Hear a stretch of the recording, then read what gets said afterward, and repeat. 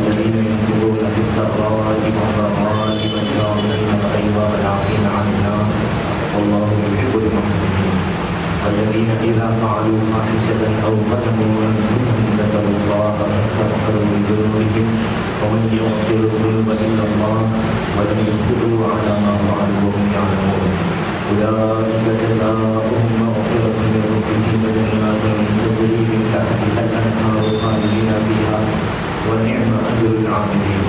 صدق الله العظيم.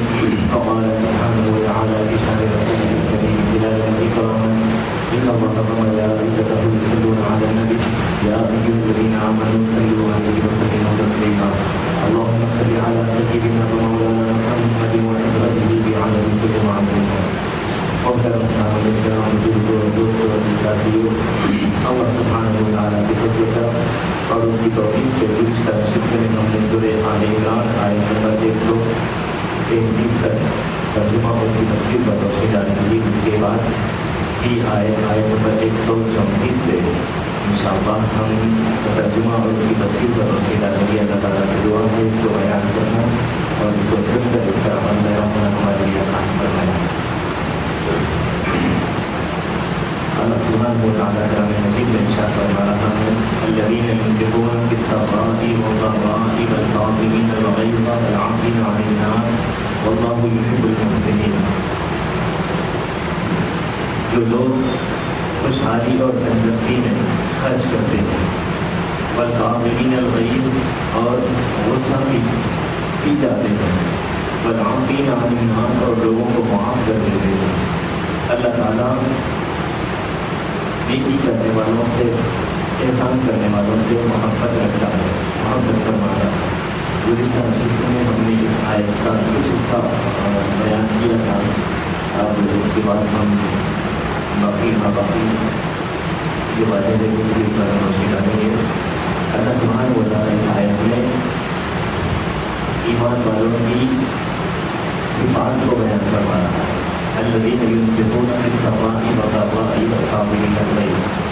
بے شک وہ لوگ جو اللہ کی راہ میں خرچ کرتے ہیں خوشحالی میں اور تندرستی میں، اور والکاظمین الغیظ لوگوں کو معاف کرتے ہیں. واللہ یحب المحسنین. اللہ سبحانہ و تعالیٰ احسان کرنے والوں سے محبت فرماتا ہے. اب یہاں پر جو ہے سب سے پہلا جملہ اللہ نے جو استعمال فرمایا ينفقون، انفاق فی سبیل اللہ. الانفاق فی سبیل اللہ یعنی اللہ کی راہ میں خرچ کرنا. اللہ کی راہ میں خرچ کرنا کئی طریقہ ہے. ایک جو اہل ثروت ہیں، صاحب استطاعت ہیں، وہ زکوٰۃ کی صورت میں اللہ کی راہ میں خرچ کرتے ہیں، صدقہ فطر کی صورت میں اللہ کی راہ میں خرچ کرتے ہیں، جانی مالی زکوٰۃ، جانی مالی صدقے کے طور پہ اللہ کی راہ میں خرچ کرتے ہیں، اور خوشحالی میں اللہ کی راہ میں خرچ کرتے ہیں. مگر اکثر جو تندرستی میں انسان کا وقار برا ہو جاتا ہے اور تندرستی کے خوف سے جو انسان اپنے ہاتھ کو مزید تک جو کرتا ہے، اللہ تعالیٰ ان کی طرف بھی اشارہ فرمائے اس آیت میں. خوشحالی میں خرچ کرنا یہ تو ہے ہی ہے، مگر جو تندرستی میں خرچ کرنا ہے، جو غربت میں تندرستی کے خوف سے ایسی سچویشن میں مال کے ختم ہونے کا خوف رکھے بغیر خرچ کرنا ہے، یہ اعلیٰ درجے کے مومنین کی صفات ہے. جس طرح جو ہے حضرت ابوبکر صدیق رضی اللہ تعالیٰ عنہ اور عمر رضی اللہ تعالیٰ عنہ نے حضور صلی اللہ علیہ وسلم کے کہنے پر جو ہے اپنا مال انہوں نے رقم کیا. حضرت عمر رضی اللہ تعالیٰ عنہ نے دیکھنا یہ خیال ہے کہ آج تو میں ایک نیکی میں حضرت ابوبکر پر سبقت کر جاؤں گا. مالی اعتبار سے، کمیونٹی کے اعتبار سے حضرت عمر رضی اللہ تعالیٰ عنہ نے زیادہ مال لایا تھا، اور حضرت ابوبکر صدیق رضی اللہ تعالیٰ عنہ کا مال بہت کم تھا اس کے مقابلے میں. مگر دونوں نے جو خرچ کیا، اور وہ دونوں کے خرچ کی کیفیت کو دیکھیے. باپ جو اعلیٰ درجے کے مقربین ہیں، صوفیاء ہیں، اللہ والے، لوگوں کا حال دیکھیے. حضرت عمر رضی اللہ تعالیٰ عنہ سے حضور نے پوچھا، اے عمر تم نے میرے دربار میں کیا لایا ہے؟ تو حضور صلی اللہ علیہ وسلم سے عرض کرنے لگے، یا رسول اللہ، میں نے میرا جو کچھ مال تھا آدھا مال اس میں آپ کی خدمت میں نے رکھ دیا ہے. سارے کا سارا مال اس میں سے آدھا مال آپ کی خدمت میں رکھ دیا. اب حضرت ابوبکر رضی اللہ تعالیٰ عنہ سے پوچھا حضور نے، اے ابوبکر تم کیا لے کر آئے ہو؟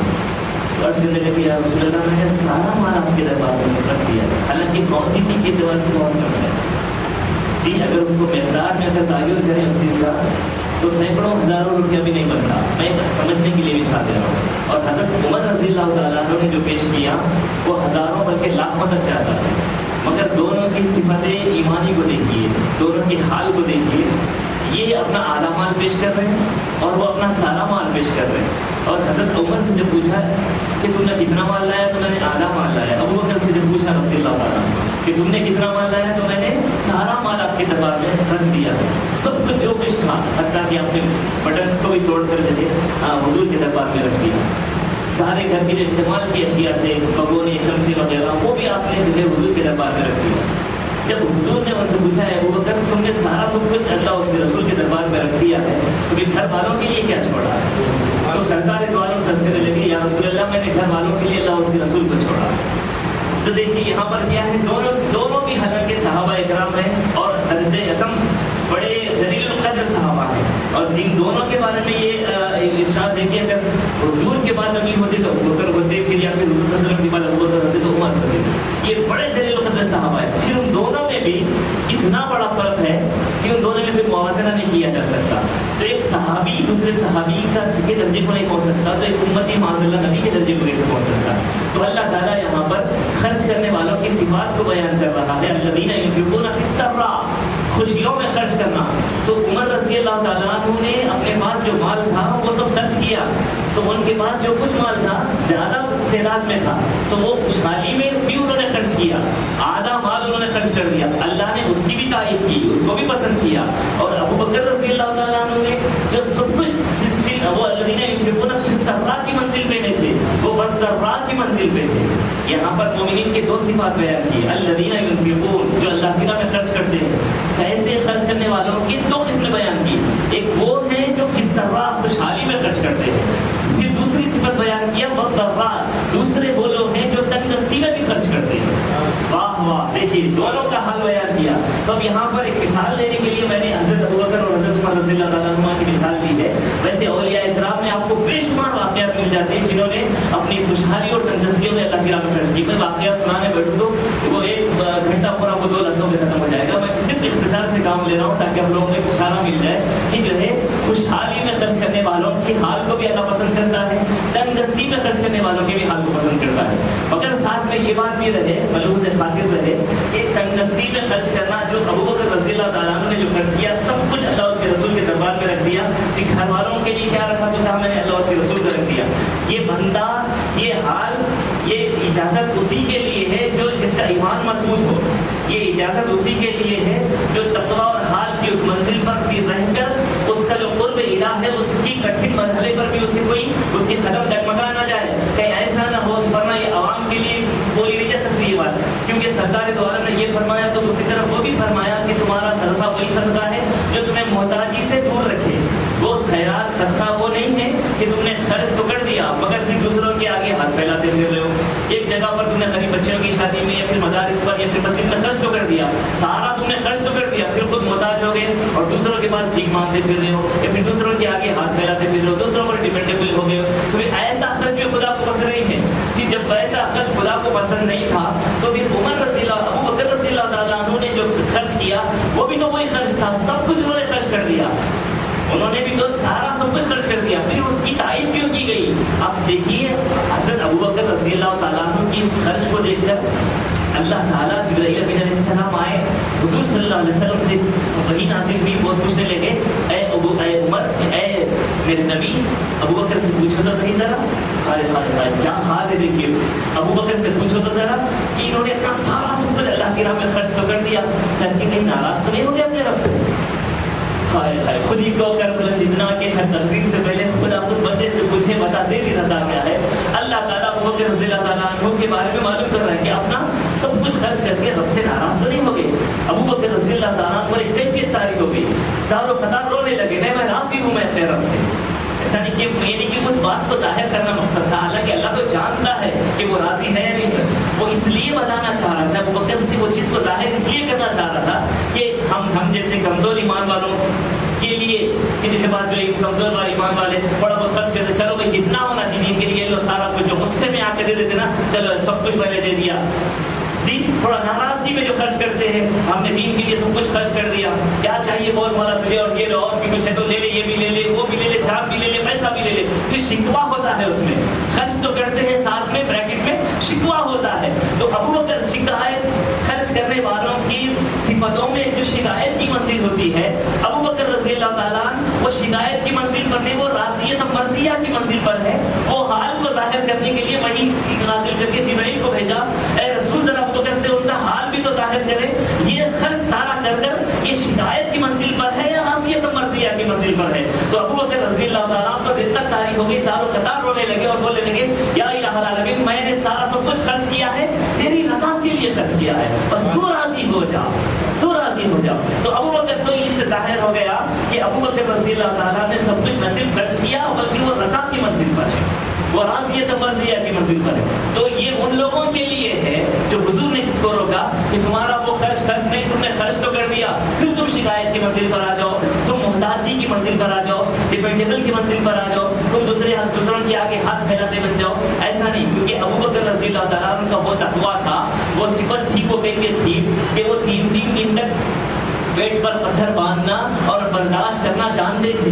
ان کے گھر والے صبر کرنا جانتے تھے، ان کے گھروں میں 2 مہینوں تک چولہا نہیں سلگتا تو وہ ایک کھجور پر گزارا افطار کر لیتے اور اس پر خوشحالی کی منزل پر تھے، اور اس پر صبر ثابت قدم تھے، اور اس پر وہ صابر بھی تھے، شاکر بھی تھے.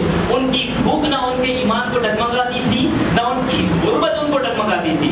تو یہ حال ان لوگوں کا ہے، یہ مقربین کی بات ہے. تو اگر ایمان والے کا یہ حال ہو کہ وہ خرچ کر کر بھی شکایت کی منزل پر نہ ہو بلکہ راضیت مرضیہ کی منزل پر ہو، تو ابو بکر کی سنت پر عمل پیرا ہو کر وہ جو ہے اپنی اللہ کی راہ میں اپنا سب کچھ خیرات کر سکتا ہے. اگر وہ شکایت کی منزل پر اگر ہوگا تو پھر اس کے لیے چاہیے کہ تم اپنا سارا مال خرچ نہ کرو کہ تم محتاج ہو جاؤ، تم اپنا سارا مال خرچ نہ کرو کہ تم دوسروں کے آگے ہاتھ پھیلاتے پھر جاؤ، ایسا نہ ہو. تو اللہ تعالیٰ نے اس آیت میں جو ہے دونوں کی کیفیت کو بیان کیا. الذین ينفقون فی السراء والضراء، خوشحالی میں بھی خرچ کرتے ہیں اور تنگدستی میں بھی خرچ کرتے ہیں، ان کے خرچ کرنے میں کوئی کمی نہیں آتی. اور پھر فرمایا والکاظمین الغیظ. اب یہ خوشحالی اور تنگدستی میں خرچ کرنے کی اور بہت ساری تفصیل ہے، میں اس کو اختصار سے کام لے رہا ہوں تاکہ آگے بھی بہت کچھ بیان کرنا ہے. چونکہ جو ہے ہمارے ساتھ اللہ تعالیٰ ہماری تائید کے مطابق کرے، ہماری دعاؤں کے مطابق قبول کرے، ہمیں اللہ اچھا لگنے لگتا ہے.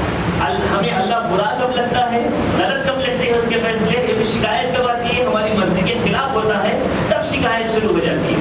یہی تو چیز ہے اللہ تعالیٰ بتانا چاہتا ہے کہ میں تمہارے ساتھ آزماؤں گا، آزمائشوں کی منزلوں سے، کٹھن منزلوں سے گزریں گے. تمہارے جیسے اعمال ہوں گے، جتنا تمہارا ضرب ہوگا تمہیں اتنا آزمایا جائے گا. یہی تو خدا دیکھنا چاہتا ہے، ہمارا امتحان لے کر ہمارے اخلاق کو دیکھنا چاہ رہا ہے خدا کہ تم کو جب میں مصیبتوں میں مبتلا کروں تو تمہارے میرے ساتھ اخلاق کیسے ہوتے ہیں، میں یہ دیکھنا چاہتا ہوں. تم کتنے صابر رہو گے اور کتنے ثابت قدم رہو گے. اور خوشحالی میں خرچ کرنا یہ کمال نہیں بلکہ انسان تنگدستی میں بھی خرچ کرے اور تنگدستی کے خوف سے کہیں اپنے ہاتھ کو نہ روک کے رکھ لے. اللہ کے رسول صلی اللہ علیہ وسلم نے فرمایا کہ اللہ نے مجھے تعلیم دی ہے اس بات کی کہ میں خوشحالی میں رہوں تب بھی میں اپنے معنی روی اختیار کروں، میں تنگدستی میں رہوں تب بھی میں معنی روی اختیار کروں. معنی روی اختیار کرنے کا مطلب ہے بیلنس مینٹین کرنا. بیلنس مینٹین کرنا یعنی کہ خوشحالی میں بھی ایسے نہ خرچ کر دو کہ دوسروں کی محتاج ہو جاؤ، تنگدستی میں بھی ایسے کنجوس نہ ہو جاؤ کہ بالکل ہی خرچ نہیں کر رہے آپ، بالکل ہی اٹھا کے رکھیے. 100 روپے بچے تو لہٰذا وہی 100 روپے کو اٹھا کے رکھوں گا، بس اسی کو دیکھتا رہوں گا، 1 روپیہ بھی خرچ نہیں کروں گا. نہ ایسے بھی کنجوس ہو جاؤ، نہ کنجوس نہ جو ہے آپ کے اچھے دن جب چل رہے ہو تو ایسے بھی دل والے ہو جاؤ کہ سارا کا سارا خرچ کر دو. دونوں میں بیلنس مینٹین کروں میں، یہ اللہ نے مجھے سکھایا ہے. حضور فرما رہے ہیں اللہ منی ربی، میرے رب نے مجھے سکھایا. 9 باتوں کی تعلیم دی ہے میرے رب نے جو اخلاق حسنہ پر فائز کرتی ہے. تو حضور نے جو 9 باتیں بیان کی ہیں اس میں سے ایک بات یہ ہے کہ مجھے اللہ تعالیٰ نے سکھایا کہ میں تنگدستی میں ہوں یا خوشحالی میں ہوں اس میں نہ روی اختیار کروں، نہ تنگدستی میں ایسے کنجوس ہو جاؤں، نہ میں جو ہے خوشحالی میں ایسے سارا کا سارا خرچ کر کے جو دوسروں کو کم محتاج ہو. ان دونوں صورتوں میں بیلنس میں اختیار کروں. یہ چیز مجھے خدا نے سکھائی ہے. پھر فرمایا والکاظمین الغیظ، جی غصے کو پی جاتے ہیں، غصے کو پی جاتے ہیں، صبر کرتے ہیں. اب یہاں پر غصے کو پی جانا جو ہے یہ بہت اعلیٰ ذات لوگوں کی علامت ہے. کیونکہ جو ہے جب ہمارے ساتھ کوئی برا کرتا ہے، ہمارے ساتھ بد اخلاقی سے پیش آتا ہے، ہمارے مال کا نقصان کرنے آتا ہے کسی بھی طرح کا، یا پھر کوئی دنیاوی معاملہ ہے دینی معاملہ، تو انسان کے اندر جو غصہ آ جاتا ہے یہ غصے کو جو پینا ہے. حضور صلی اللہ علیہ وسلم نے فرمایا جب انسان کو کوئی انسان جب کوئی تکلیف پہنچاتا ہے، زبان سے جب تکلیف پہنچاتا ہے، اگر مومن اس پر صبر کرتا ہے تو اس کے حصے میں 60 سال کی عبادت کا اثر لکھ دیا جاتا ہے۔ ایک بار صبر غصے کو پی لیا اس نے تو 60 سال کی عبادت کا اثر لکھ دیا جاتا ہے۔ اور ساتھ میں یہ بھی حضور فرماتے ہیں اس کی طرف سے فرشتے اس کا جواب دیتے ہیں۔ وہ خاموش تو یہ رہا مگر فرشتے اس کی طرف سے جواب دیتے کہ اس نے غصے کو پی لیا۔ اب یہاں پر غصے کو پینا جو کیونکہ غصہ جو ہے حضور صلی اللہ علیہ وسلم فرماتے ہیں کہ یہ شیطانی اثرات میں سے ایک اثر ہے۔ شیطان آگ سے بنایا گیا اور جب غصہ انسان پر جب آتا ہے تو آگ بگولا ہو جاتا ہے۔ تو یہ جو آگ کا اثر ہے یہ جہنم کی طرف لے جانے والا، کیونکہ انسان غصے میں ہر وہ کام کر بیٹھتا ہے۔ اس لیے بڑوں نے بزرگوں نے جو ہے غصے میں فیصلہ کرنے سے منع کیا۔ غصے میں اپنے زبان کو کنٹرول کرنے پر اور اپنی زبان کو پابند رکھنے کی تاکید فرمائی، کیونکہ انسان غصے میں کچھ بھی ایل فیل بن جاتا ہے۔ غصے میں جو ہے کچھ بھی کیا بولتے ہیں انسان آؤٹ آف کنٹرول ہو جاتا ہے۔ تو اس لیے بزرگان دین نے بتایا کہ غصے میں انسان اپنے فیصلوں پر قابو رکھے اور غصے میں انسان پہلے تو کوئی فیصلہ ہی نہ کرے، پھر بعد میں اکثر جتنے بھی واقعات آپ کو طلاق کے سننے کو ملتے ہیں وہ غصے میں لیے جانے والے فیصلے ہوتے ہیں۔ بولنے کا بول دیتے ہیں غصے میں، بعد میں آ کر بولتے ہیں کہ میں نے غصے میں بول دیا۔ تو قرآن اور حدیث یہی تو چاہتی ہے آپ سے کہ یہ معاملہ اتنا نازک ہے کہ تمہارا غصہ یہاں پر کام آنے والا نہیں ہے، اس لیے تم یہ لفظ کو ہزار بار اپنی زبان پر لانے سے جو ہے کتراتے رہو، احتیاط کرو، کیونکہ ایک بار تیر کمان سے نکل گیا پھر واپس پلٹ کر آنے والا نہیں ہے، پھر یہاں پر تمہارا غصہ کام آنے والا ہے۔ اس لیے انسان کو چاہیے کہ وہ بالکاظمین الغیظ غصے کو پی جائے۔ جب وہ غصے کو پی جاتا ہے اللہ تعالیٰ اس کے درجات کو بلند کرتا ہے۔ ایک مرتبہ جو ایک صحابی رسول کا واقعہ ہے، ان کے پاس ایک باندھی تھی، مہمان آئے ہوئے تھے گھر پر جی، تو کیا کہتے ہیں جب مہمان جب گھر پہ آئے، جب دسترخوان بچھایا گیا کھانا نکالنے کے لیے، کھانا سالن، تو جو وہ باندھی کے ہاتھ سے گرم جو ہے سالن کا کٹورا اس کے ہاتھ سے گر گیا، اور وہ گرا اسی صحابی رسول پر گرا، ان کی پشت پر جب گرا گرم تو جو ہے ایک تو سالن کا بھی نقصان ہوا، دوسرا جو ہے ان کی پشت پر گرا گرم تو وہ جہاد میں آ گئے۔ ظاہر سی بات ہے اتنا گرم جب گرا تو جو ہے وہ باندھی بھی دیکھیے، واہ کیسے اللہ کے رسول صلی اللہ علیہ وسلم کی صحبت والوں کی صحبت میں رہنے والے حضور صلی اللہ علیہ وسلم کی تربیت یافتہ، حالانکہ ہے باندھی، ہے نوکرانی، ہے باندھی، مگر تعلیم دیکھیے۔ ہمارا استعمال جو ہے عقل کی دلیلوں کو عقل کی گھوڑے دوڑانے میں ہوتا ہے، ان لوگوں کا استعمال دلائل کو جمع کرنے میں پرانی آیتوں کا ہوتا تھا۔ دیکھیے اب وہ غصے کو جو ہے ان کے ضبط کرانے کے لیے وہ قرآن کی آیت پڑھ کے سنا رہے ہیں، وہ باندھی پڑھ کے سناتی ہے کہ جو ان صحابی رسول کو دیکھو آپ ظاہر سی بات ہے آپ تو چڑھال میں ہوں گے، غصے میں ہوں گے، تو انہوں نے پڑھ کے آیت سنائی والکاظمین الغیظ، یہی آیت پڑھ کے سنائی انہوں نے، آیت نمبر 134 آل عمران کی۔ غصے کو پی جاتے ہیں کہ اللہ تعالیٰ مومنین کی صفات، اعلیٰ درجے کے مومنین کی صفات بیان کر رہا ہے، والکاظمین الغیظ، وہ غصے کو پی جاتے ہیں۔ تو جو ہے اسی وقت ان کو قرآن کی آیت یاد آئی، انہوں نے کہا ٹھیک ہے میں نے غصے کو تیرے پی لیا، تجھ پر جو غصہ آیا میں نے اس کو پی لیا۔ پھر اب آگے بولتی ہے والعافین عن الناس، ابھی تو غصے کو پی لیے ہیں مگر ابھی بدلہ بھی باقی ہے نا جی۔ اور ریاکشن جو ہے جلال میں نہ صحیح جمال میں تو صحیح باقی ہے نا، ریاکشن غصے سے نہ سزا جو ہے جلالی نہ صحیح جمالی تو سزا دینی پڑے گی نا۔ تب جو ہے پھر اب آگے بولنے لگی والعافین عن الناس، یہی آیت کا ٹکڑا ہے، والکاظمین الغیظ، غصے کو پی جاتے ہیں۔ تو کہا میں نے غصے کو پی لیا، ضبط کر لیا۔ پھر آگے بولنے لگی والعافین عن الناس، وہ لوگوں کو معاف بھی کر دیتے ہیں۔ تو وہ کہنے لگے چاہ میں نے تجھے معاف بھی کر دیا، یعنی کوئی معاملہ آپ سے بدلہ نہیں لوں گا، سزا بھی نہیں دوں گا۔ تو پھر آگے دیکھیے بولنے لگی وہ بھی کتنی ہوشیار ہے، دیکھیے اگر وہ چاہتی تو پوری آیت ایک ساتھ پڑھ کر سنا سکتی تھی، مگر وہ صرف اور صرف پہلے اسٹیپ بائی اسٹیپ، پہلے نرسری تو پاس کر لو، پھر جو ہے KG تو پاس کر لو، پھر UKG پاس کر لو، اسٹیپ بائی اسٹیپ جا رہی ہے۔ وہ بولنے لگی والکاظمین الغیظ، جا میں نے غصے کو پی لیا، والعافین عن الناس، لوگوں کو معاف کر دیتے ہیں۔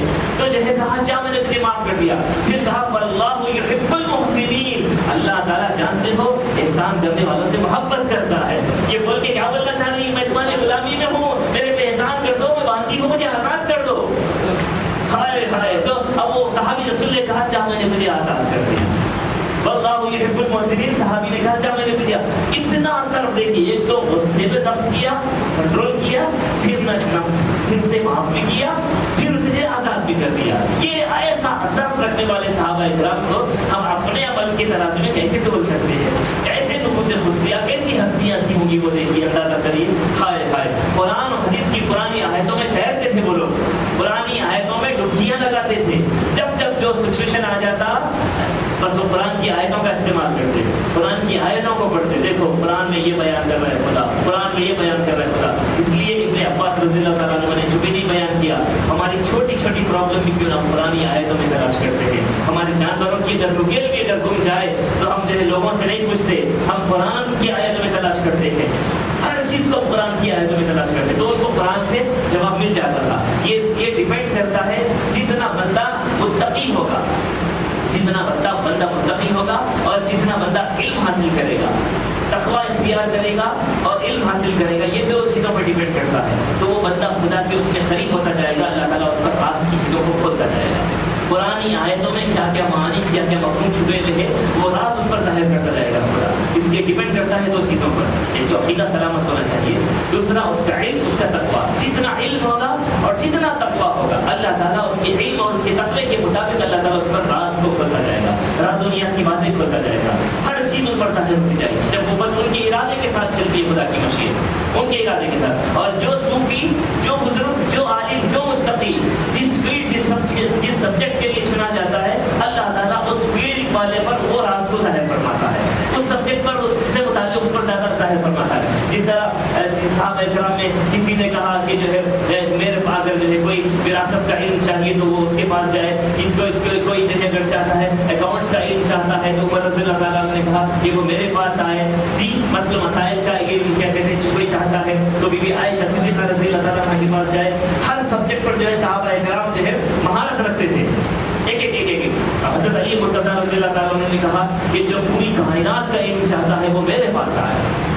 دیکھیں اللہ تعالیٰ ایک پر ایک چیزوں کو کھول دیتا ہے، تو یہ بزرگان دین کی اولیاء کی کیا کہتے ہیں صفات میں سے ایک صفت ہوتی ہے، اللہ تعالیٰ ان کو جتنا اپنے قریب لیتا ہے اللہ تعالیٰ ان پر اتنے راز کھول دیتا ہے۔ جب ان پر راز کھل جاتے ہیں تو یہی آیتوں سے وہ پڑھ کر مسلمانوں کو، ایمان والوں کو تلاوت کر کے بیان کرتے ہیں، ہر چیز بس وہ ارادہ کرتے ہیں، تھوڑی دیر غور و فکر کرتے ہیں، قرآن آیتوں ان پر ظاہر ہو جاتی ہے۔ یہ ان کے لیے کوئی بڑی بات نہیں ہے، کیونکہ ان کا گزارا اسی میں ہوتا ہے۔ اور جو بندہ جس کو اپنا اوڑھنا بچھونا بنا لیتا ہے، کوئی اپنی حرام کمائی کا اگر کوئی اوڑھنا بچھونا بنا لیتا ہے تو ہر چیز کو حرام کیسا کماؤں، چیٹنگ کیسا کروں، چیٹروں کی صحبت اختیار کرے گا، چیٹنگ والے پلانا کرے گا، چیٹنگ کرنے کے ہی میں ہی سکون محسوس کرے گا۔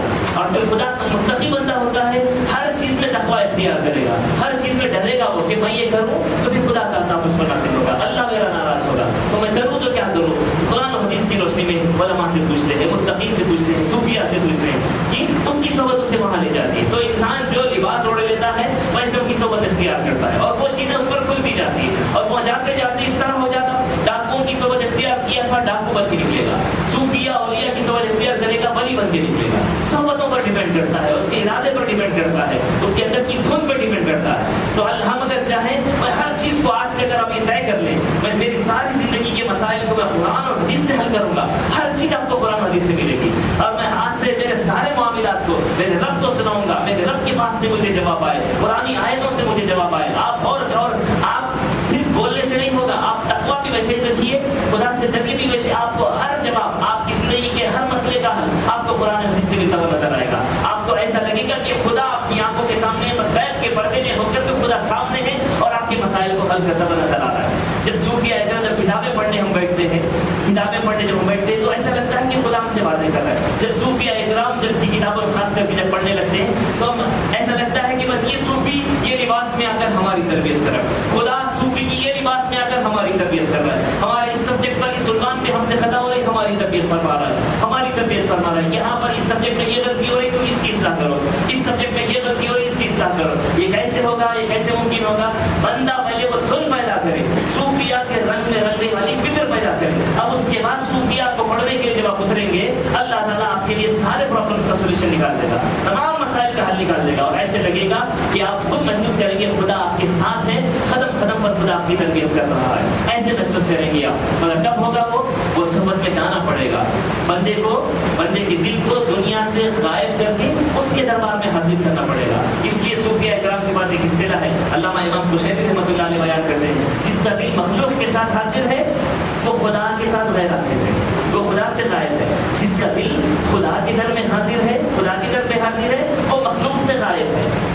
ٹھیک ہے، تو وہ بیان کرتے ہیں کہ تم غائب بنو، اس سے غائب بنو، مخلوق سے غائب بنو، خدا کے حاضر بنو، خدا کے دربار میں حاضر دینے والے بنو۔ یعنی جسم تو ہے برابر حاضر، لوگوں میں ہے، کاروبار، کھانا پینا، لین دین سب کچھ ہو رہا ہے، مگر آپ کا دل غیر حاضر ہے دنیا سے۔ دل کہاں پر حاضر ہے؟ خدا کے در پہ حاضر ہے۔ جی، آپ لوگوں میں حاضر رہ کر بھی غیر حاضر ہے، آپ کا حاضری، آپ کی کب ہوگا؟ جب جس بندے کی حاضری خدا کے در میں ہو جاتی ہے، اس کے در پہ ہو جاتی ہے، تو وہ سارے معاملات میں، ہر چھوٹے بڑے چیز میں خدا کے دربار میں اپنے اعمال کا حساب دیتا ہے۔ اب جسم تو یہاں ہے، دل وہاں پر حاضر ہے، اب یہاں کاروبار کرنے بیٹھا ہے، یہاں پہ چیٹنگ نہیں کر سکتا وہ، کیونکہ دل خدا کے در پہ حاضر ہے۔ اب یہاں پر چیٹنگ نہیں کر سکتا وہ بندہ، کیونکہ دل خدا کے در پہ حاضر ہے۔ کسی کا دل نہیں دکھا سکتا، کیونکہ دل خدا کے در پہ حاضر ہے۔ کسی کو جھوٹ نہیں بول سکتا، کیونکہ دل خدا کے در پہ حاضر ہے۔ تو بظاہر جسم حاضر کہیں بھی رہو، دل خدا کے در پہ حاضر رہے گا تو ایسا بندہ گناہوں سے محفوظ ہو جاتا ہے۔ ایسا بندہ معصیت سے محفوظ ہو جاتا ہے، معصوم عن الخطا ہو جاتا ہے، محفوظ عن الخطا ہو جاتا ہے۔ اللہ تعالیٰ اس کو اپنے امان میں، حفظ و امان میں لے لیتا ہے۔ تو یہ وہ صوفیہ کرام کا حال ہے۔ تو اللہ تعالیٰ، حالانکہ قرآن کی ایک ہی آیت ہوتی ہے، اس کے پڑھنے والوں میں سب کا درجہ الگ الگ ہوتا ہے۔ اللہ تعالیٰ نے جو ہے توابین، تو گناہوں سے توبہ کرنے والوں کا بھی حال بیان کیا، توبہ کرنے عبادت کرنے والوں کا بھی حال بیان کیا، مگر وہی عبادت کرنے والوں میں پھر درجے بیان کیے۔ توبہ کرنے والوں کا حال بیان کیا، اسی توبہ کرنے والوں میں تائبین میں ان کے حال بیان کیے۔ مومنین کی توبہ الگ، جی اولیاء کی توبہ الگ، انبیاء کی توبہ الگ، مومنین کا صبر الگ، صوفیاء کا صبر الگ، انبیاء و مرسلین کا صبر الگ، مومنین کا روزہ الگ، صوفیاء کا روزہ الگ، اور انبیاء و مرسلین کا روزہ الگ۔ حالانکہ ایک ہی ٹیکسٹ ملتا ہے، ایک ہی عبارت ہے، قرآن کی ایک ہی آیت ہے۔ جو پڑھنے والا جتنا ظرف رکھتا ہے، جتنے معنی کی اس کی گہرائی رکھتا ہے، بس اتنا وہ خدا کو دیکھتا ہے۔ جتنا اس کے اندر کیفیت ہوتی ہے تقوی کی اور علم کی، وہ اتنا اندر ڈھکنے جاتا ہے اور خدا کو دیکھتا ہے۔ اب خدا تو لافانی ذات ہے، لامحدود ذات ہے۔ بندہ ختم ہو جائے گا مگر خدا کی ذات تو ختم ہونے والی نہیں، کیونکہ یہ بھیجے میں خدا کی ذات سما تو نہیں سکتی، یہ سر میں، یہ دماغ میں خدا کی ذات سما تو نہیں سکتی۔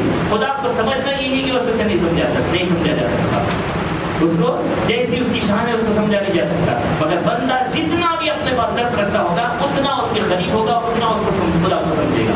یہ ڈیپینڈ کرتا ہے، اس کے اپنے ظرف پر ڈیپینڈ کرتا ہے۔ حالانکہ یہی آیت ہے، الذین ينفقون فی السراء والضراء، یہ خوشیوں میں خرچ کرنا اور تندرستی میں خرچ کرنا، اس میں میں اور آپ بھی آتے ہیں، اس میں اللہ والے بھی آتے ہیں، اس میں نبی و مرسلین بھی، انبیاء و مرسلین بھی آتے ہیں۔ مگر یہی خرچ کرنا ہے، اللہ کی راہ میں خوشحالی میں بھی خرچ کرتے ہیں، تندرستی میں بھی خرچ کرتے ہیں، مگر سب کا حال الگ الگ۔ ایک ہی سب میں مسلح پہ کھڑے محمود اور عیار، سب کا حال الگ الگ ہے۔ امام کے پیچھے سب کے سب 500 1000 مقتدی ایک ہی امام کے پیچھے نماز پڑھ رہے ہیں۔ کوئی مسلح پر کھڑا ہے، جسم اس کا ظاہر ہے، مگر اس کی روح خانہ کعبہ کے سامنے ہوتی ہے۔ ایک حال اس کا وہ ہوتا ہے، ایک وہ حال پہ ہوتے ہیں جو صلاۃ و سلام کے لیے جب تشہد میں بیٹھ جاتے ہیں، بارگاہ رسالت میں جب صلاۃ و سلام پڑھتے ہیں، جب تک جواب نہیں آتا حضور کے دربار سے، آگے درود ابراہیم کا ابتدا نہیں کرتے۔ ایسے بھی لوگ ہوتے ہیں، حالانکہ حاضر ہیں مسلح پر جسم ان کا، مگر ہے روح ان کی بارگاہ رسالت میں۔ بعض ایسے بھی ہوتے ہیں جسم ان کا مسلح پر حاضر ہوتا ہے، مگر روح عرش الہی پر ہوتی ہے۔ حالانکہ پھر وہی عبادت گزاروں کا حال ہے، سب وہی لوگ قرآن کی وہی آیت کو پڑھ کر، عام درجے کا مومن بھی وہی نماز کو پڑھ رہا ہے، ترجمہ پڑھ رہا ہے، مومن صوفی بھی جو ہے وہی قرآن پڑھ رہا ہے، وہی قرآن کی آیتوں میں خدا کو تلاش کر رہا ہے، نبی اور صحابی بھی وہی قرآن کی آیتوں میں خدا کو تلاش کر رہا ہے، مگر سب اپنے اپنے درجے کے مطابق خدا کو تلاش کر رہے ہیں اور خدا کو پا رہے ہیں۔ جتنا خدا کے قریب ہوتا جاتا ہے بندہ، اس کا حال بدل جاتا ہے اور اس کے احکامات بھی بدل جاتے ہیں، اس کی کیفیت بھی بدل جاتی ہے۔ پھر فرمایا والعافین عن الناس واللہ یحب المحسنین۔ پھر اب آگے اللہ تعالیٰ احسان کرنے والوں سے محبت فرماتا ہے۔ اب یہاں پر احسان کرنے کی بھی بہت ساری تفصیلات ہیں۔ احسان جو ہے کئی درجے کا ہوتا ہے۔ آپ دیکھیں کسی کو اچھا مشورہ اگر آپ نے دیا، کسی کو اچھا آپ نے گائیڈ کیا، تو یہ بھی آپ کا صدقہ ہے، حضور فرماتے ہیں، یہ بھی آپ نے احسان کیا سامنے والے پر۔ کسی مصیبت زدہ پر آپ نے اس کے حق میں دعا کی، یہ بھی ایک احسان ہے۔ کسی بھٹکے ہوئے کو آپ نے راستے پر لایا، یہ بھی ایک احسان ہے۔ دنیا کا بھی ایک احسان ہوتا ہے، مریض کی عیادت کرنا یہ بھی ایک احسان ہے، مریض کی پہ خرچ کرنا یہ بھی ایک احسان ہے، غربا پہ خرچ کرنا یہ بھی ایک احسان ہے۔ مگر سب سے بڑا احسان ہے، جان مال بچانے سے بھی سب سے بڑا احسان ہے سامنے والے کسی گمراہ کو ہدایت پر لانا، اس کے ایمان کی حفاظت کرنا، اس کے ایمان کو بچانا، یہ سب سے بڑا احسان ہے۔ آپ دیکھتے ہیں علاج معالجے کرتے ہیں، آنکھ پہ کسی کے جن سوار ہو گیا، پریشان حال، ڈاکٹروں کے چکر لگاتے عاملوں کے چکر لگاتے تھک گئے، مگر جو ہے کیا کہتے ہیں، صوفیاء کی در پر دیکھتے ہیں، اللہ والوں کی در پر دیکھتے ہیں، کسی متقی صوفی بزرگ ہے نگاہ کرم سے اس کا علاج کر دیتا ہے، یہ اس کی جان پر احسان ہو گیا۔ یہ صوفی بزرگ کی جان کا جو ہے اس نے اس پر احسان کیا، اس کی جان پر جو ہے اس کی جان کو بچایا، شیطان کے قبضے سے اس کو نکال کر اس کو جو ہے کیا کہتے ہیں، اس کو دنیا کے حال میں لایا۔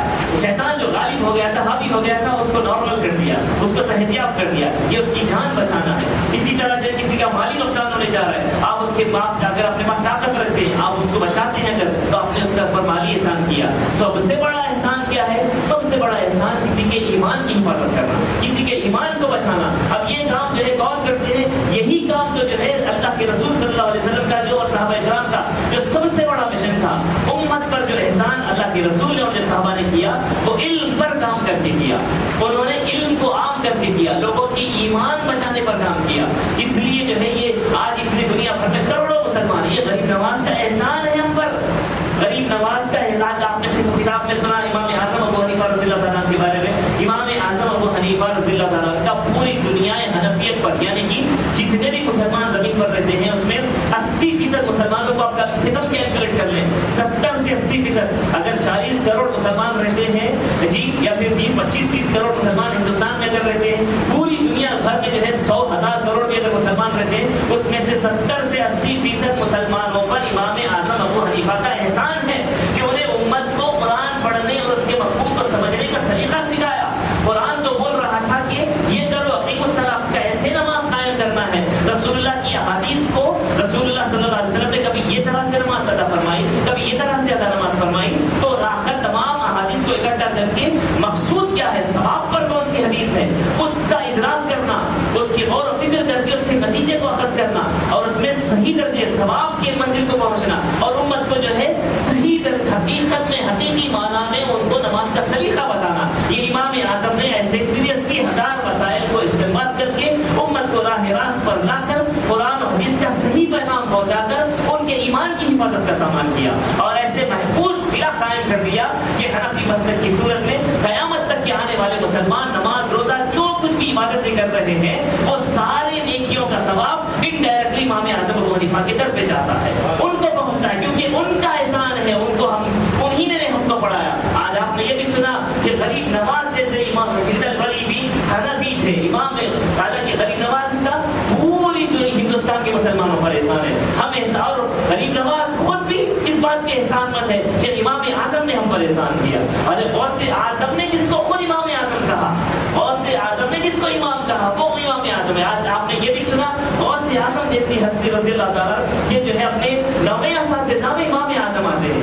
ایک استاد کے استاد، استاد کے استاد، استاد کے استاد، ایسے 9 استاد جب جاتے ہیں تو امام اعظم آتے ہیں. تو امام اعظم غوث اعظم کے بھی اساتذہ میں شامل ہے ان کا مقام رکھ. تو میں بتانا یہ چاہ رہا ہوں کہ احسان کی جو درجے ہیں، یہ سارے درجے جو ہے کیا کہتے ہیں، جو میں نے بیان کی اس میں سب سے اعلیٰ درجے کا جو احسان ہے وہ لوگوں کی ایمان کی حفاظت کا سامان کرنا ہے. اب مان کے چلیے اگر کوئی مولانا صاحب ہے، لوگوں میں بعض نصیحت کر رہے ہیں، تبلیغ کر رہے ہیں، جی آپ دینی خدمات کا انجام دے رہے ہیں، اگر وہ چاہتے ہیں، اگر اس کے بجائے برعکس وہ اگر کوئی وہی پرانی آیتوں کو پڑھ کر عملیات سیکھے، اگر وظائف کا علوم سیکھے، علم نجوم سیکھے، شیاطین کو بھگانے کا علم سیکھے، جنات کو بھگانے کا علم کوئی علوم سیکھے، بندش کے علوم سیکھے، اچھی بات ہے، کر سکتے ہیں. مگر وہ دن میں 12 گھنٹے سارے کا سارا قوم لائن لگ جاتی ہے عوام کی، آتے سب کوئی تعویذ پرندہ بندش وغیرہ، حالانکہ وہ جائز حلال طریقے سے ہی کرتے، ان کا مقصد بھی نیک، نیت بھی نیک، کوئی حرام بھی نہیں کماتے، نیت بھی صاف ہے، پرانی آیتوں سے علاج کرتے ہیں، کمرشل بھی نہیں ہے، لوگوں کی فکر بھی کرتے ہیں. بے شک وہ ثواب کا کام کر رہے ہیں، بے شک ان کو اس کا اجر ملے گا. مگر یہ ان کی شایان شان نہیں ہے، یہ ان کو سوٹ نہیں کرتا، یہ ان کو سیٹ نہیں دیتا. یہ ایسی بات ہو گئی، آپ ماسٹر ڈگری کر LKG UKG کے بچے کو پڑھا رہے ہیں، آپ ماسٹر ڈگری ہے اور آپ حالانکہ آپ احسان کر رہے ہیں، اچھا پڑھا رہے ہیں، مگر پھر بھی آپ LKG UKG، یہ کام تو آپ کے نیچے کے بچے بھی، اسٹوڈنٹس بھی کر سکتے ہیں، یہ تو گریجویشن والے بھی کر سکتے ہیں، یہ تو دوسرے پوسٹ والے بھی کر سکتے ہیں. آپ کی شایان نشان آپ کے پوسٹ کے مطابق تو آپ کو یہ سوٹ کرتا ہے، آپ انٹر ڈگری کے بچوں کو پڑھائیں، آپ کو تو یہ سوٹ کرتا ہے. تو اسی طرح مولانا اگر کسی کی کیا کہتے ہیں علاج معالجہ کا کام کرتے ہیں، وہ بھی اچھا کام ہے، مگر یہ ان کی شایان نشان نہیں. جان بچانے کا کام بھی اچھا ہے، مگر یہ ان کی شایان نشان نہیں. ان کی شایان نشان تو یہ ہے کہ لوگوں کی ایمان بچانے کا کام کرے، لوگوں کی ایمان کی حفاظت کا سامان کرے، دلائل کو اکٹھا کرے، گمراہ ہو رہے لوگ دن بدن بھٹکتے جا رہے ہیں، ان کو بچانے کا کام کرے. یہ اعلیٰ درجے کا کام ہے. یہی تو کام کیا صحابہ کرام نے، ساری زندگی اسی پر تو زور دیا، اسی پر تو انہوں نے ہوئے اپنا گھر دار سب کچھ اڑا دیا. اور غوث اعظم رضی اللہ تعالیٰ نے اپنی پوری جائیدادوں کو لوٹا. کس پر کام کیا آپ نے؟ لوگوں کے ایمان بچانے پر کام کیا. لوگوں کے غوث اعظم کی تعلیمات یہ کیا ہے؟ یہ احسان ہے یہ امت پر. اللہ تعالیٰ وہی تو کہہ رہا ہے واللہ یحب المحسنین، اللہ احسان کرنے والوں کو پسند کرتا ہے. تو یہ ہو گیا احسان. میں آپ کو ایک عام لفظوں میں سمجھ میں آنے کے لیے یہ 2-4 مثالیں دی. احسان دنیا عطا کرنے کے لیے بھی ہوتا ہے، احسان دین عطا کرنے کے لیے بھی ہوتا ہے. اور دنیا عطا کرنے سے، جان عطا کرنے سے بڑا ایمان بچانا اور ایمان عطا کرنا یہ بڑا احسان میں نے بتایا. یہ تو ہو گئی بات اس کے خدمات سے متعلق. مگر یہاں پر اللہ نے کیا فرمایا؟ محسنین، احسان کرنے والے.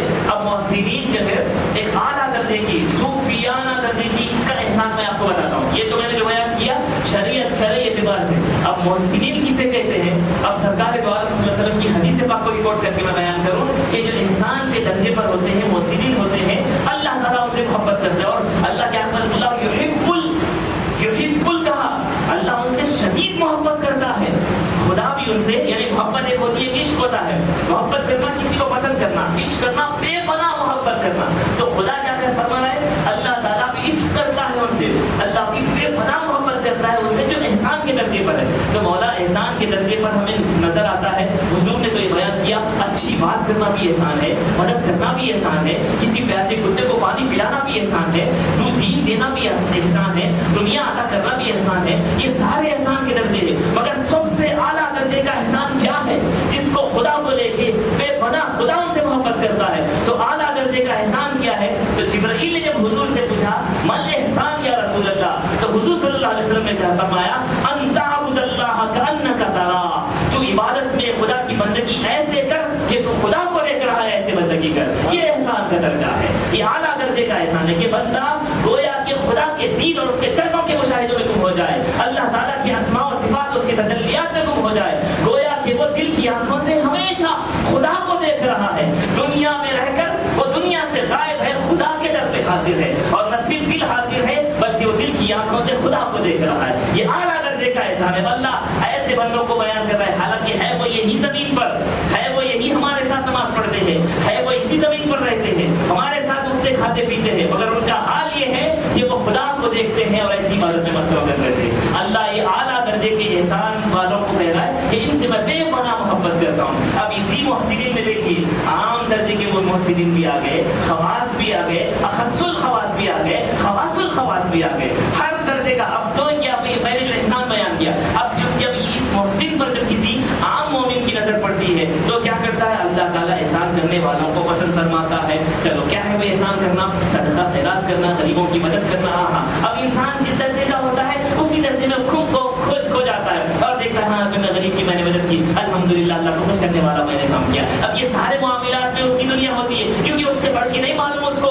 اب اس کا علم اتنا ہی ہے، اس کا عمل بھی اتنا ہی ہے. اب اسی میں خدا کو دیکھتا ہے، ہاں میں نے اللہ کو خوش کرنے والا کام کیا. اب اس سے آگے جب کوئی صوفی ہے، اب عالم دین جب جاتا ہے، کوئی گمراہ بدعقیدہ ہونے جا رہا تھا، گستاخ ہونے جا رہا تھا، اس کو حضور کی گستاخی سے نکال کر اس کو عشق رسالت پر اس کو پھیر دیا، اس کو اولیاء کی گستاخی سے نکال کر، بدعملیوں سے نکال کر، گمراہیوں سے نکال کر اس کو جو ہے کیا کہتے ہیں، اس کو راہ راست پہ لا دیا. جب تو اب وہ عالم کی جب اس پہ نظر پڑتی ہے تو وہ یہ دیکھتا ہے کہ احسان کون سا بڑا احسان ہے؟ لوگوں کی ایمان بچانے کا کام کرنا. ہاں یہ احسان ہے، یہ صوفیہ کی روش ہے، علماء اکرام کی روش ہے. اب وہ یہ احسان کی اس منزل پر خدا کو دیکھتا ہے. اب جب صوفی اعلیٰ درجے کا مقربین الہ ہوتے ہیں وہ یہ احسان میں تو لگے ہوئے رہتے ہی ہیں، مگر اتنا سارا علم تو میں حاصل کر لوں، لوگوں کی جان ایمان دونوں بچانے کا کام بھی کر تو لوں، مگر پھر بھی میں احسان کے درجے پر نہیں. کیونکہ اعلیٰ درجے کا احسان تو حضور فرما رہے ہیں کہ وہ ہے کہ بندہ خدا کو دیکھے.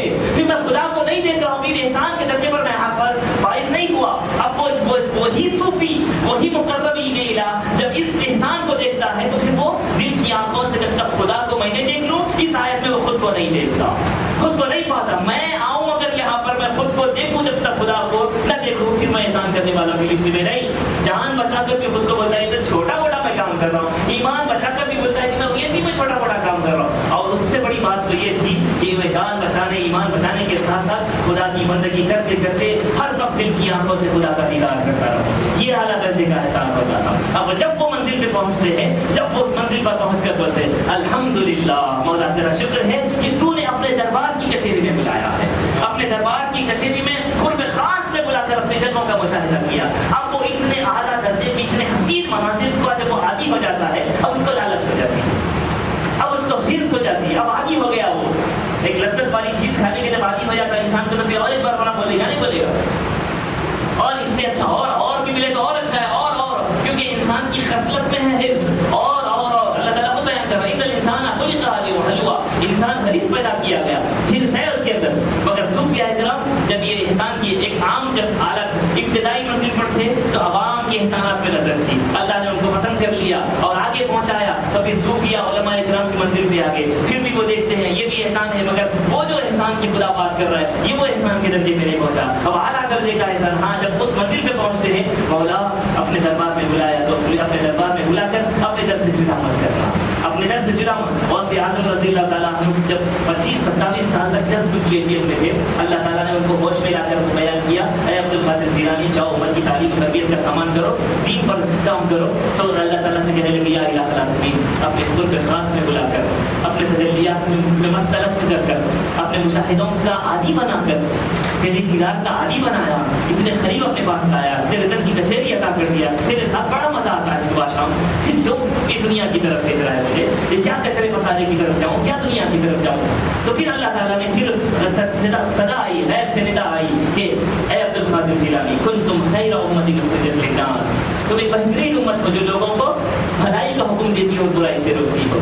تو پیر رضی اللہ تعالیٰ عنہ نے اس دن سے جو ہے جب دین کی تبلیغ کا کام شروع کیا، وہاں سے واضح نصیحت کا جو سلسلہ آپ نے آغاز کیا، مرتے دم تک جو ہے آپ کی وصال مبارک تک ساری زندگی تا حیات آپ نے دین کی خدمت پر آپ نے صرف کر دیا۔ تو یہ میں بتانا چاہ رہا ہوں، تو یہ احسان کا درجہ ہے، واللہ یحب المحسنین۔ اب غوث اعظم رضی اللہ تعالیٰ نے جب کتاب فرماتے تھے نا، اب اس کو نے محفلوں کو منتخب کر دیتے تھے کہ یہ عوام کی محفل ہوگی، پھر یہ خواص کی محفل ہوگی، منتخب کرتے تھے، ایسے کہ عوام کے سامنے ساری باتیں نہیں بیان کی جاتی، اور بیان کرتے تھے جن عوام کے لیے ہوتا تو بیان کرتے تھے چلو ہو گیا۔ اب اس مخدمین صوفیاء اکرام کی محفل الگ سے ہوتی، ان کو بیان کرتے، یہ سارا حالانکہ صوفیاء اکرام کی محفل بات تو پوری حال والوں کی ہو رہی، بات تو پوری جو ہے دیدار کی ہو رہی، سب سن رہے، اور بس بات بھی آپ کے فرزند عبد الوہاب رضی اللہ عنہ بیان کرتے ہیں کہ یہ بات تو پکی تھی، طے تھی کہ آپ بیان کے لیے بیٹھے ہو، ایک دو افراد تو ڈیفینیٹلی باسی لحاظ ہو جاتے، انتقال کر جاتے، کوئی کسی نہ کسی کا جو ہے جذب میں آ کر وہ اپنے کپڑوں کو پھاڑ لیتا،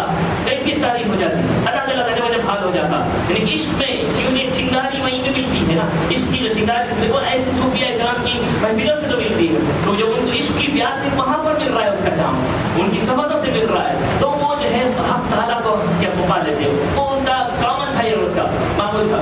اب پیرانے پھر روزانہ اس طرح کتاب دیتے، کتاب ہونے کے بعد پھر جب حال پہ آ جاتے جی آپ بیان کرتے، چلو اب تک تو ہم جو ہے حال سے کام کر رہے تھے، اب ہم حال سے کام کریں گے، کچھ بھی نہیں، بس کتاب بند کر دیتے اور بولتے لا الہ الا اللہ محمد رسول اللہ۔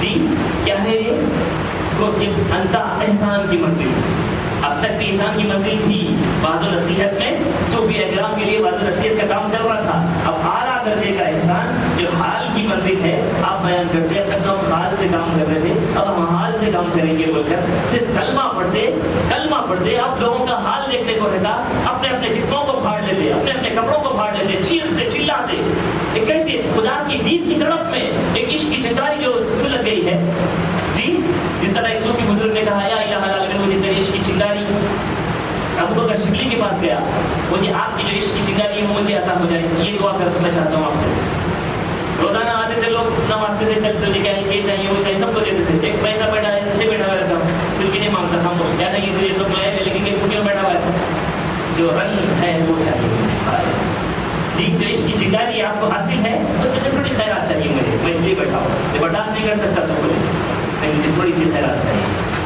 جی، تھوڑی سی۔ اب دیکھیے اب انہوں نے دعا فرمائی، اب اس کے بعد جو اس کا وہ حال ہو گیا، جنگلوں میں زار و خطار جی، چیختے چلاتے، اب عشق کی چنگاری لگ گئی، خدا کے دید کی تڑپ حاصل ہو گئی، اب مولا کے دید میں تڑپ رہا ہے، مچل رہا ہے، اللہ کا دیدار ہو جائے، اب عشق کی چنگاری ہے، اب یہ حال سے باہر ہو گیا، اب وہ خدا کے در میں حاضر ہو گیا، اب اللہ ہی کا دیدار چاہ رہا ہے، اب تڑپ رہا ہے، مچل رہا ہے اسے، جس طرح رابعہ بصری رضی اللہ تعالیٰ عنہ نے اللہ کے دیدار میں جب سوال کیا تو اللہ تعالیٰ نے جو ہے غیب سے اردوں کی جی صوفیاء اکرام کی خطبہ کی چیخنے چلانے کی آوازوں کو ظاہر کر دیا، پریشان ہو گئی یہ کس کی آوازیں ہیں، تو اللہ تعالیٰ نے سے غیب سے صدا آئی کہ اے رابعہ یہ ان عاشقوں کی آوازیں ہیں جو میرے دیدار کی طرف میں صبح شام زار و خطار چیختے چلاتے رو رہے اور دعا کر رہے ہیں، مولا غیب سے پردے ہٹا اور چل کے دکھا تیرا دیدار چاہتے ہیں۔ دیدار چاہتے ہیں. یہ ہے احسان کی منزل. تو واللہ یحب اللہ تعالیٰ ایسے احسان کرنے والے ایسے عاشقوں کا خدا بھی عاشق ہے جی. اس لیے ہم ان کو کیا بولتے ہیں؟ معشوق ربانی بولتے ہیں. یہ کیا ہے؟ یہ عاشق ربانی نہیں، عاشق تھے، ایسے عاشق تھے کہ خدا نے ان کو اپنا معشوق بنا لیا. اب وہ معشوق ربانی ہو گئے، اب وہ محبوب سبحانی ہو گئے.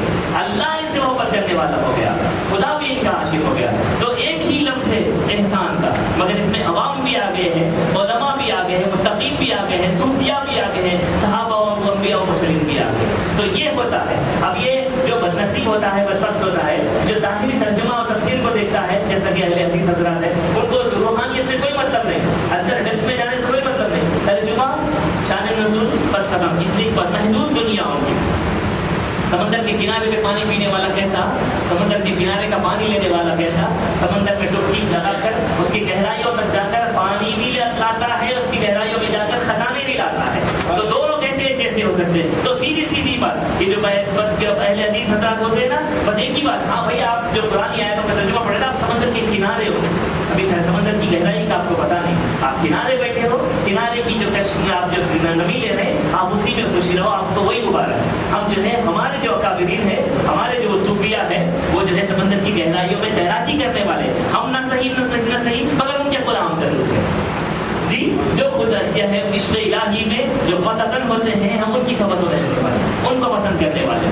یہ الگ بات ہے کہ خاموش رہتے ہیں جی. یہ الگ بات ہے کہ خاموش رہتے ہیں. جو لوگ بڑے ہیں وہ بڑے ہی رہتے ہیں. ایسے درویشوں سے جا ملتا ہے ہمارا شجرا، جن کے جوتوں میں شاہوں کے تاج رہتے ہیں. یہ معمولی تو معمولی صحیح، مگر ہماری نسبت ہمارا جو تعلق ہے وہ صوفیاء کرام سے ہے جی. جو ہے صبح شام عشق الہی میں معتزم ہوتے ہیں.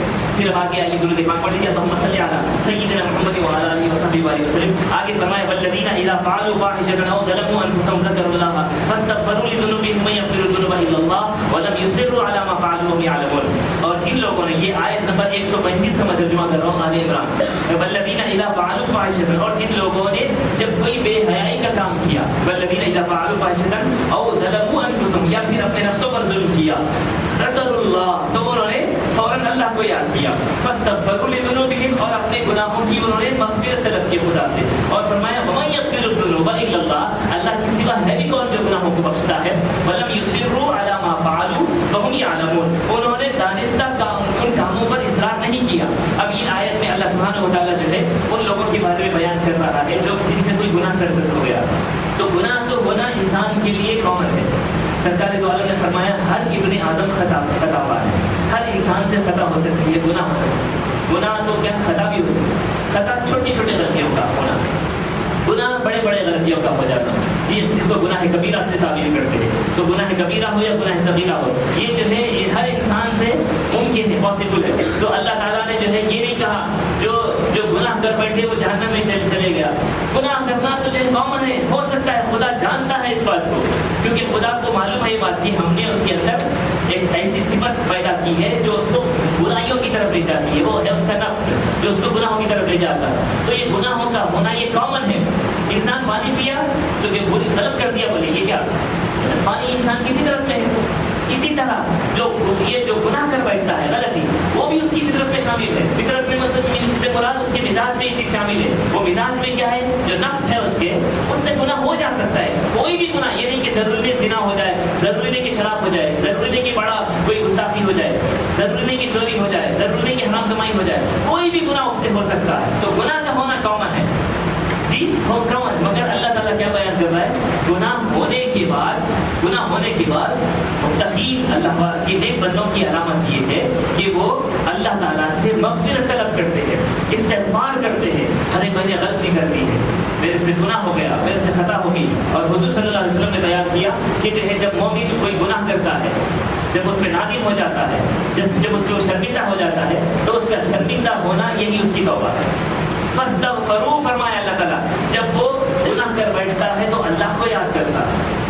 اور حضور نے فرمایا جب تم سے کوئی گناہ ہو جائے تو فوراً کوئی اچھا کام کر لو، فوری نیک کام کر لو، یا بھی صدقہ کر لو، تاکہ تمہارے گناہوں کو، تمہارے خدا کی غضب کو صدقہ وغیرہ ٹھنڈا کر دیتا ہے.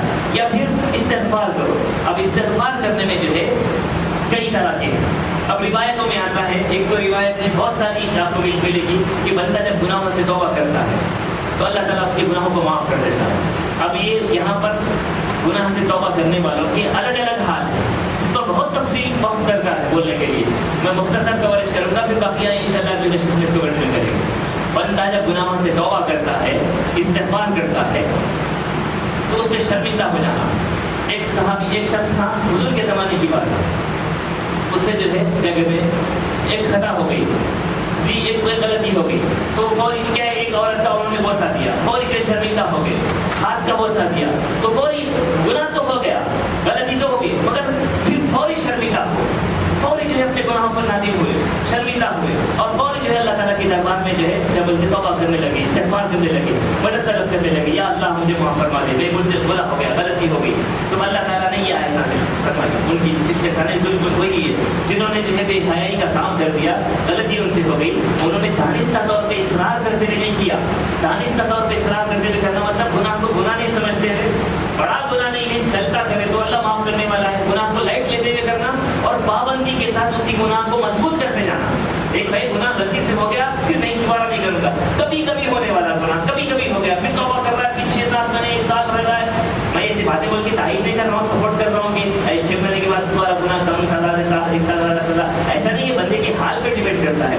میں الگ الگ درجے بیان کرنا چاہ رہا ہوں۔ ایک ہوتا ہے پابندی سے گناہ کرتا ہے روزانہ، اس کو ڈر ہی نہیں خدا کا، ریگولرلی گناہ کرتا ہے، تو اللہ تعالیٰ ان کی بات بیان کر رہے ہیں، مطلب یہ سرو علامہ فالو، یہ سرو جو ہے سواد ریگو سے، سر کا معنی ہے گناہ کو پختہ کرنا، گناہوں کی بنیاد مضبوط کرنا، گناہ کی جڑیں مضبوط کرنا، اس کو ڈر ہی نہیں ہے، خوف ہی نہیں ہے، ریلی شراب کا عادی، پابندی سے گناہ حرام کمائی کمانے کا عادی ہو گیا، یہ ہے گناہوں کو اتنا کا اصرار کرنا، گناہوں کو اصرار کرنا، اور اللہ تعالیٰ ایسے گناہگار کو توفیق بھی نہیں دیتا، کیونکہ جنرلی ایسا ہی ہے، اللہ چاہے تو بڑے سے بڑے گناہ کو بھی بخش سکتا ہے، یہ خدا کی رحمت کا یہ بھی ایک حصہ ہے، میں جنرلی بیان کر رہا ہوں کہ اللہ تعالیٰ جنرلی جو گناہوں پہ اصرار کرتا ہے اسی پہ پابند رہتا ہے، خدا ایسے جو ہے بے حیا کامہ کرنے والوں کو اور گناہوں پہ پابند رہنے والوں کو، گناہوں کی جڑیں مضبوط کرنے والوں کو ہدایت نہیں دیتا، اسی میں مبتلا رکھتا ہے، اس کو پتا بھی نہیں چلتا کہ وہ کتنے بڑے بڑے گناہ کرتا ہے، مگر یہ بات ان کی چل رہی ہے، مطلب یسرو دانستہ طور پہ انہوں نے گناہ کو مضبوط کرنے کے لیے نہیں کیا،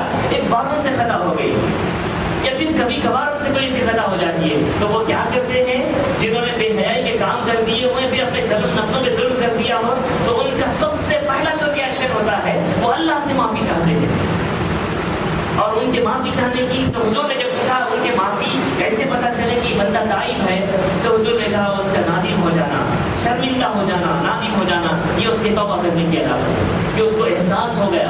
اور صوفیہ کرام بیان کرتے ہیں کہ بندے کو توبہ کی ندامت اگر حاصل نہیں ہے، توبہ پہ ندامت اگر حاصل نہیں ہے، اللہ تعالیٰ اگر کسی کو توبہ کی ندامت سے محروم رکھنا چاہتا ہے، توبہ سے محروم رکھنا چاہتا ہے، تو اس کو نادم ہونے سے بھی محروم رکھ دیتا، وہ نادم نہیں ہوتا، اپنے گناہ پہ قائم رہتا ہے، بالکل میں صحیح کرا اور ابھی بھی بول رہا ہوں، میں برابر کر رہا ہوں اور کرتا ہوں، تم کون بولنے والے؟ اللہ تعالیٰ توفیق چھین لیا اس سے، جو غلطی کر بیٹھا، گناہ ہو گئی، اور اپنے گناہ میں اصرار نہیں کرتا، اقرار کرتا ہے اس چیز کا، ہاں میں نے گناہ کیا، مجھ سے غلطی ہو گئی، خدا یا معاف فرما۔ اب اللہ تعالیٰ اب جو ہے 1 بار 2 بار 3 بار 70 بار بھی اگر جو ہے بندہ گناہ کرتا ہے، 1000 بار بھی اگر گناہ کرتا ہے، اللہ تعالیٰ جو ہے اس کے گناہوں کے لیے اس کے توبہ کا دروازہ اس کے مرتے دم تک اس کے لیے کھلا رکھا ہے، مرتے دم تک کھلا رکھا، کتنا بھی بڑا گناہ ہو جائے۔ اور اللہ کی شان دیکھیے، اب مگر ایک روایتوں میں ایسا بھی آیا ہے، صوفیہ کرام بیان کرتے ہیں کہ کوئی بندہ جو ہے، غالباً یہ حدیث سے بات ہوئی، کوئی بندہ جو گناہ کرتا ہے، آج مولا میں شراب پیتا ہوں نہیں پینا ہوں، آج سے بند کر دوں گا، یہ چوری کرتا ہوں بند کر دوں گا، پھر کل وہی کر رہا ہے دوبارہ کا، ٹھیک، پھر تیسرے دن وہی کر رہا ہے، پابندی کے ساتھ یہ بھی کر رہا ہے وہ بھی کر رہا ہے، تو گویا کہ وہ خدا کے ساتھ مذاق کر رہا ہے، یہ بھی غلط چیز ہے۔ ہاں توبہ کر دیا، سچے دل سے توبہ کیا، پھر اس سے غلطی ہو گئی، نیت تو صاف تھی، پھر غلطی ہو گئی، پھر توبہ کر رہا ہے۔ اب یہ سلسلے کے بارے میں، اس سلسلے میں علماء کرام بیان کر رہے ہیں، اب بندہ جو ہے قید نہیں لگا سکتا کہ خدا 10 بار تک کی اجازت ہے، 70 بار تک کی اجازت ہے، 1000 بار بھی کیوں نہ ہو، مرتے دم تک بھی وہ یہی اسی طرح کرتا رہے، خدا اس کو معاف کرتا رہے گا، خدا اس کو وہ سچے دل سے توبہ کر رہے ہیں، مولا معاف، پھر کیا ہو رہا ہے، نفس غالب آ جا رہا ہے، وہ چاہتا ہے کہ گناہ سے دور رہے، وہ چاہتا ہے کہ غلط ہو، پھر بھی جو ہے کیا کہ جو گناہ سرزد ہو جاتا ہے، چاہے وہ وانٹیڈلی ہو یا پھر انوانٹیڈلی ہو، پھر خدا جو ہے سے توبہ کر رہا ہے، اللہ تعالیٰ اس کی گناہوں کو معاف کرتا ہے۔ ایک صوفی جو ہے کرتے ہیں ایک بندہ سچی توبہ کر دیا، سچی توبہ کر دی جو ہے پھر گناہ سرزد ہو گیا اسے، اب جو ہے مراقبے میں بیٹھ گیا. مراقبہ معلوم ہے نا، توجہ ایک سوئی کے ساتھ توجہ میں بیٹھ جانا کہ میں پھر دوبارہ توبہ کر سکتا ہوں گا کیا؟ سچی توبہ جو پہلی بار کر دیا تھا پھر توڑ دیا میں نے سچی توبہ کو، میرے لیے اور ایک بار میں توبہ کروں گا تو میرے لیے کیا حکم ہوگا، میں کون سی لسٹ میں آتا ہوں گا؟ یہ مراقبہ کر رہے ہو کیا میرے لیے کیا جواب آتا ہوگا، میرے لیے کیا؟ تو جو ہے غیر سے آواز آیا، مراقبے میں ندا آئی، جواب آیا ان کو، جی تم نے توبہ کی، توبۃ النصوحہ کی، پھر تم جو ہے گناہوں کی طرف رجوع کر لیا، تم ہمارے گھر سے چلے گئے، ہم تو ابھی بھی تمہارے انتظار میں بیٹھے ہیں. ہائے ہائے، تم چلے گئے، اگر تم آئیں گے ہمارے پاس پھر توبہ لے کر آئیں گے، ہم قبول کر لیں گے. ہائے ہائے جی، یہ الفاظ صوفیاء کرام کے ہیں میں جو بول رہا ہوں آپ کو. جب یہ باتوں کو جب ہم اپنی آنکھوں سے پڑھتے ہیں ایک عجیب کیفیت تاری ہو جاتی ہے، آنکھوں سے آنسو آنے لگتے ہیں، کیفیت مچلنے لگتا ہے دل، مچل جاتا ہے دل. اب خود دیکھیے صوفیاء کیسا قریب کر دیتے ہیں خدا کی، دیکھیے اب کیسا عاشق بنا دیتے ہیں، رنگ چڑھ جاتا ہے، اس لیے ان کی بات ہی الگ ہے. ہم گھنٹوں گھنٹوں بول کر بھی وہ کیفیت نہیں لا سکتے، نہ اپنے پر لا سکتے نہ عوام پہ لا سکتے. ان کی دو بول ان کے اندر کی دنیا بدل کے رکھتے تھے. اور وہ بولتے ہیں ہم نے تو نہیں کہا تھا نا اتنے بار تم چلے گئے ہو، پھر بھی آنا اگر چاہتے ہو ہمارا دروازہ کھلا ہے، ہم تمہیں قبول کر لیں گے.